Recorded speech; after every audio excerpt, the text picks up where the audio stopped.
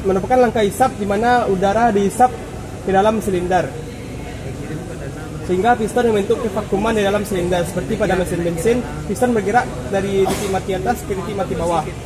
Jadi terjadinya vakum ini menyebabkan katup isap terbuka, sehingga udara segar masuk ke dalam silinder.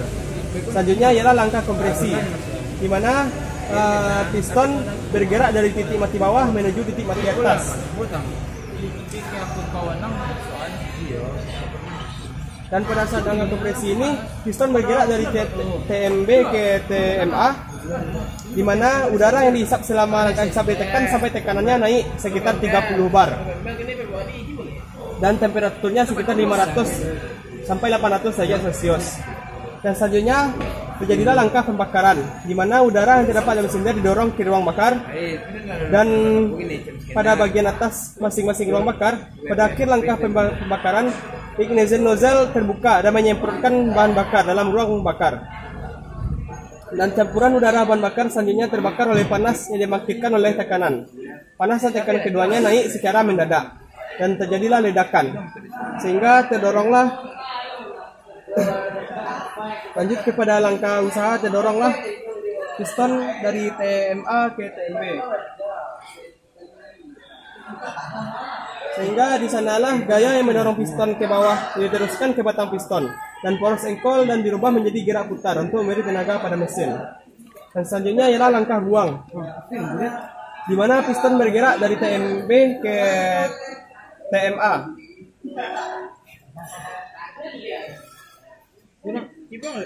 Dan katup buang terbuka, sehingga gas sisa pembakaran terbuang habis keluar.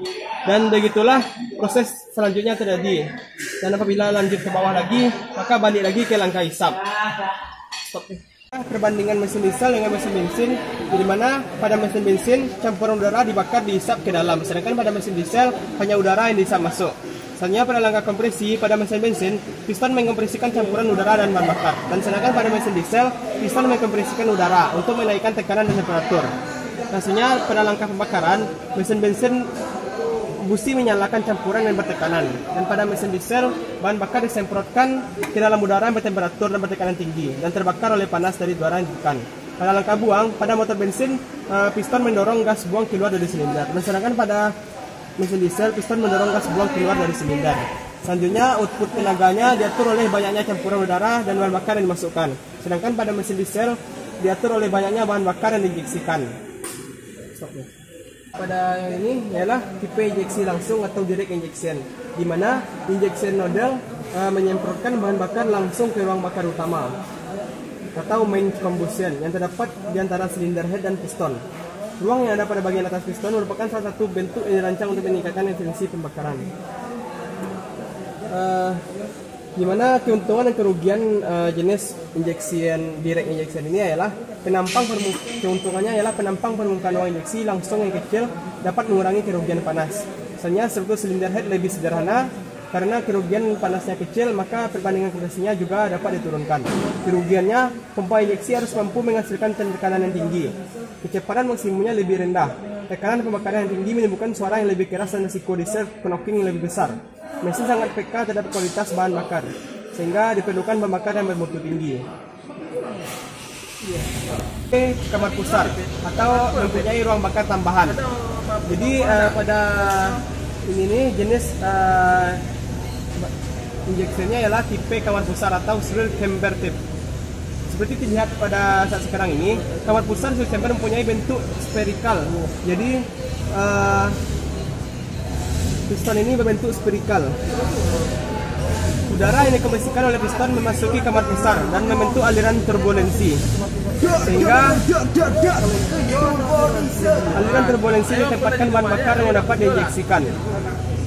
Jadi keuntungan dan kerugiannya ialah keuntungannya dapat dicapai kecepatan mesin yang lebih tinggi karena turbulensi kompresinya tinggi. Yang selanjutnya, gangguan pada nozzle lebih kecil, tingkat kecepatan mesin lebih luas dan bunyinya lebih halus. Kerugiannya, konstruksi silinder headnya lebih rumit, potensi panasan dan keseluruhan bakarnya lebih buruk, menggunakan busi pijar dan diesel knok akan lebih besar pada kecepatan rendah. Itulah jenis-jenis pada mesin diesel.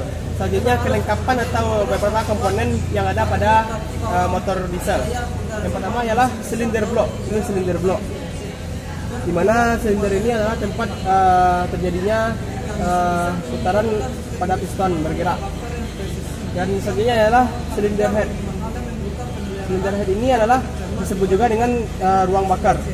Pada mesin jenis kamar besar, ini jenis kamar besar atau fuel chamber, mempunyai kamar besar yang terletak pada bagian atas ruang bakar. Selanjutnya ialah piston. Ini piston. Dan seperti yang kita lihat sekarang ini, piston ini jenisnya ialah tipe ruang bakar kamar depan atau disebut juga dengan tipenya tipe pistonnya ialah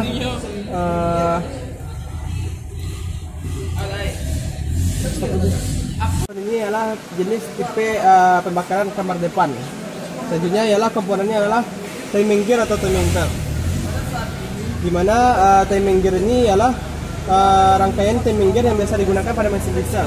Pada sebagai mesin diesel, crankshaft timing gear memutar gear crankshaft timing sudah memindahkan tenaganya ke drive gear pompa injeksi melalui idle gear.